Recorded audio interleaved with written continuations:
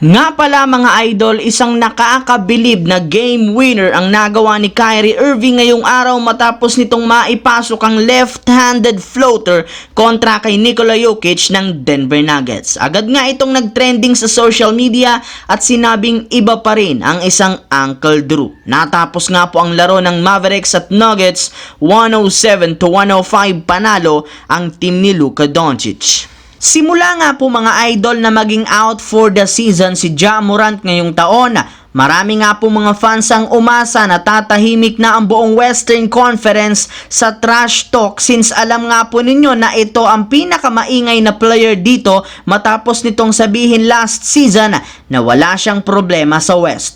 Ngunit sa hindi nga po inasahan, meron ngang isang manlalaro ang pumalit sa kanyang pwesto at eto nga ay si Anthony Edwards na patuloy rin naman nga pong nakikipagyabangan ngayon. Sa katunayan, ayon nga po sa naging pahayag pa lang na ito sa kanyang interview, sinabi nga po niya na kahit man naalis na sa Timberwolves ang ika-top 1 sa West, malaki nga po ang tiwala nito na magdodomina sila sa darating na playoffs kapag nakumpleto na ang lineup.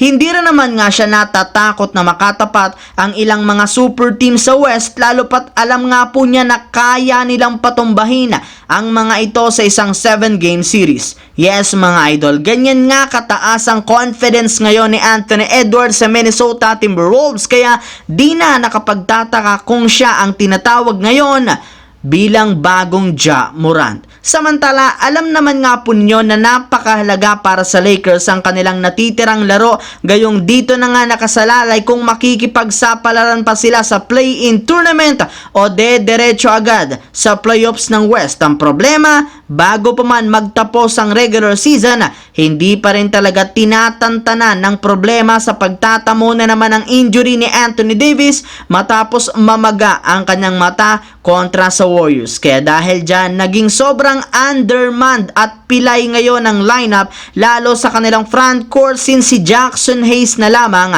ang natitirang sentro dito. Bagamat man meron pa rin naman silang isang natitirang big man na si Harry Giles III na pinabirma ng two-way contract, binabangko lamang nga nila ito since mas gusto nga po ni Coach Darvin Ham na gumamit ng small ball kahit nakitang-kita na nadidihado sila. Sa katunayan, mas pinipili nga nitong gawing sentro si Rui Hachimura na sinasamantala rin naman ng mga kalaban at syempre ng Warriors sa kanilang huling game para magdomina. Kaya ikinagagalit nga ito ngayon ng mga Lakers fans, gayong nagbumukha ngang sayang lamang ang pagkuha sa kanilang bagong sentro. Sa kabilang dako naman, bagamat paminsan-minsan natatalo pa rin ang Milwaukee Bucks, nakakagawa na rin naman nga kahit papano ang kanilang team ng magandang game plan at adjustment, hindi katulad noong una silang nahawakan ni Coach Doc Rivers. Kaya dahil dyan, tuluyan na nga po nilang nabawi ang kanilang pwesto bilang second seed